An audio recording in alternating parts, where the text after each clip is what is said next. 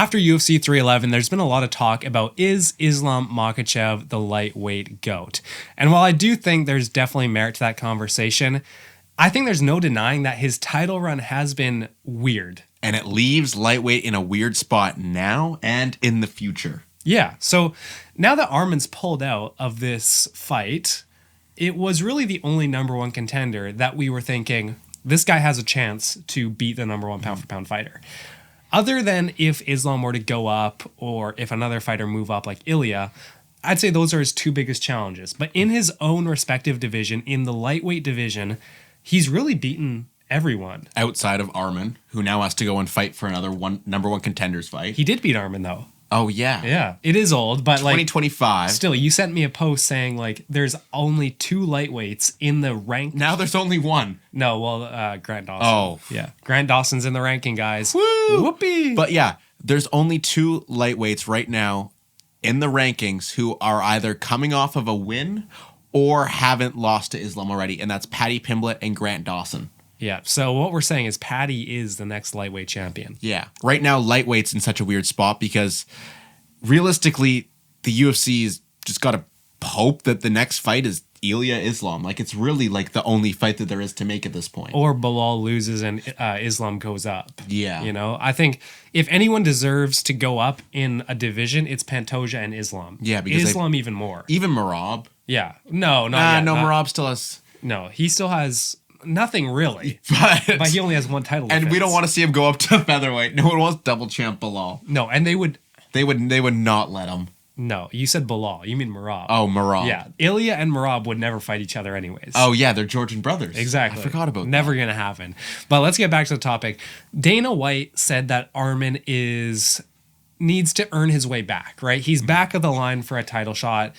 I'm sure that's not really true. Dana likes to kind of shit on people once they do something he doesn't like. We've seen this a lot of times. Even now calling Islam the pound-for-pound number one fighter. Yeah. I bet that's because he's not happy with John Jones right now. So blaming Armin for this situation where he pulled out, obviously he didn't want to. Obviously it wasn't his something in his control. It was his fault because it's his body, but it's not something in his control. So do you think that Armin deserves this treatment from Dana, or should he get an immediate title shot again? Honestly, I think the way that things went down and the spot he left the UFC in, I think he does have to go and win another fight. I think just because it was his choices that led to him, getting injured, and although there is really no one else, there are a few things that we have to consider. If Ilya just goes in there and dominates Volk, then, maybe we get the Ilya versus Islam. But also if Shavkat goes and beats Bilal, then it's then that's fine because Islam will just go fight Shavkat. It just everything. Armin pulling out there just put the UFC in a weird spot in the lightweight division because it's really a division that has no future, to be honest. It also killed one of their up-and-coming contenders in Renato Moicano. Even though he's an older contender, he's still making a new name for himself. Yeah, he had so much hype, 4-fight win streak, and then first round Darce choke just got basically embarrassed. Exactly. And we've talked some fighters are momentum fighters. Mm-hmm. It is a real thing. I've heard UFC fighters talk about this quite a bit. They do believe in momentum fighters. Oh, yeah. Lightweight's just in such a weird spot, too, also with the age of the division, Yeah. In 2 years' time, we might see 10 different names inside of that top 15 with guys like Gaethje, Poirier, Charles, Hooker, Chandler. They're all aging and getting older. You even have Dariush and guys like Fiziev and stuff. They're all getting old. They're getting Moicano older. too. It's an older division. Or they're injured, Fiziev had that injury which put him out for a year and a half. Yeah, so. and when we look at guys coming up, there's guys like Paddy, Joel Alvarez. You have guys like Rebecca Oralby. Yeah. But it's not these guys are also that young either. We don't have these super young prospects coming up in the division. So what matchups do we want to see in the top 6 right now? Because we've seen they just match made Gaethje versus Hooker, which is a great fight. Awesome fight, but it's also the winner of that fight, they could be a number one contender, but it's what's the point of putting either of those guys up against Islam? Exactly. It's inevitable what's going to happen when you put these dominant strikers up against Islam. They don't stand a chance. And can we even call Gaethje a dominant striker anymore when he lost to Max Holloway, who is moving up? It's still Max Holloway. You can't take too much away from Gaethje in that fight. You do have this Dan Hooker guy who's, if he does go and fight Islam, will probably die because he won't tap. And then yeah, well, he already lost to Islam once, so that's another fight where it's like we've seen it. Dan Hooker isn't like reinventing his game, so it's he just not got tattoos. Yeah, well, maybe that is actually a reinvention, but it's not like he's going to come out there and have some crazy new strategy. We saw Dustin improve his takedown defense by, I think, more than anyone ever expected, and he still got submitted. Yeah. So is Dan Hooker really going to beat Gaethje and then go up and fight Makhachev? The UFC, I don't think, would like to make that fight. I think Hooker would need one more win after Gaethje. Gaethje would get the immediate title shot. Just because it's Gaethje, but I just don't see the point of putting a guy who's, it just feel like doing Poirier all over again. What did that really do? You know, it's just adding another name to Islam's resume. Yeah, if these guys were 32, like, you know, when Khabib beat Gaethje and Dustin, I would say that was peak. Like, that they were in the peak of their powers. They didn't have that much damage stacked up against them, and they weren't old. It's just, like we talked about in the beginning of this video, there's always something with Islam's title defenses. Arman was the perfect guy, and that's why I do think that Arman should just get it again. In the beginning, I was mad at him. I was like, oh, why'd he do this? And then after a couple of days, once the fight actually happened and, you know, life goes on, he still is the rightful number one contender, and it wasn't really his choice to pull out of that fight. If you can't move, there's just no point in you fighting anyways. Yeah, because if you fight, I think and lose, you're moved even further down that ladder. Like right? he is the rightful number one contender. You know, he's the only person that can even challenge Islam. You know, nobody else inside of the whole lightweight division has a chance. Yeah, you know, what is the most someone has? Maybe Charles has a 10-20% chance against Islam. Yeah. I think Charles does still have the best chance other than Arman. Yeah. Just because of how good his striking is and how good his ground game is. He's more tentative now, so maybe he doesn't get, he doesn't pull guard on Islam Makhachev, which is how he lost last time. Yeah. Which is so stupid. So I think he's probably learned from that. I know he's definitely still hungry for it, even though he is 36. As much as people don't want to see that Charles fight again, I kind of do.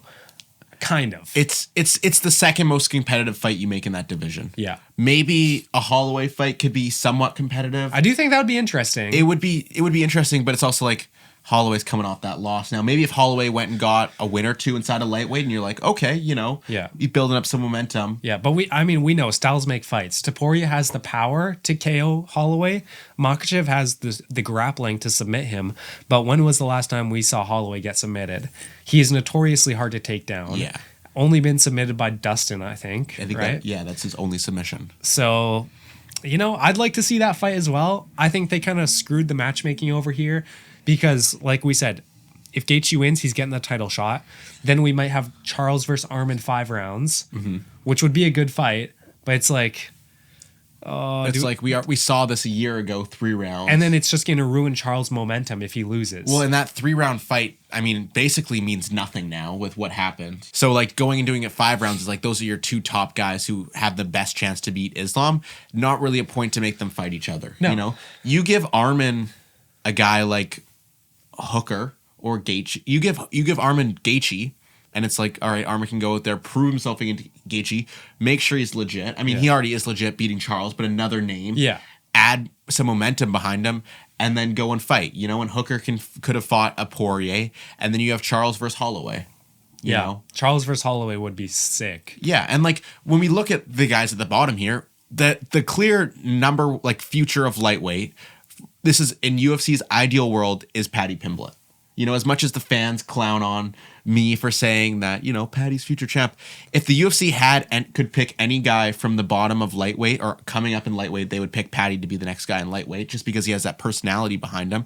Who knows the skill that can back it up? But it's like, where does a guy like Paddy go now? Yeah, well, let's talk about it. He only has 1 ranked win against Bobby Green. He's moved up a little bit in the rankings to, I think, about 13 now. Yeah, because a couple guys have moved down. Yeah, so he is moving up the rankings. He could get a big fight against Chandler next, which I think is very favorable, very winnable for him. 100%. But I do think Chandler didn't look awful in his last fight against Oliveira. He doesn't go out there and like Chandler could lost that fight 49-46, but it didn't look like 49-46. No, he survived on the ground with the best submission artist we've ever seen. train, or one of them. Does Paddy have those same skills? Maybe he goes out there and gets another highlight finish. Maybe. But like you said in a couple videos ago, it doesn't feel like Paddy puts his all into MMA all the time. No. And like, I think that's why you have a challenge fight for him. You know, you give him Moicano, you give him Chandler. Yeah, Moicano would be perfect. Yeah, and I think they're already going at each other. It just means that the timetable would be a little bit longer. Yeah. We'd probably have to wait a few months on that. But like Paddy versus Chandler. I mean, realistically, Moicano fights every 3 months. Yeah. He took a first round loss, didn't really take damage at all to his head, right? He knocked down Islam, guys? Yeah. He knocked down Islam. That's what people are saying. Yeah, like that's a sweet fight night main event in like somewhere outside of the Apex or Vegas. Or for sure. That needs a crowd. Or it's a great co-main or featured fight, Yeah, that needs a crowd for sure. Yeah, and I think for Moicano, it's like, where does he go from here? He was on this 4-fight win streak. Now, do you run back with Dariush? You could. Or you have him fight Paddy. Yeah, I think the fact that Moicano is now coming off a loss, I think it does line up pretty well for Paddy to keep moving up, Moicano to see if he's still there.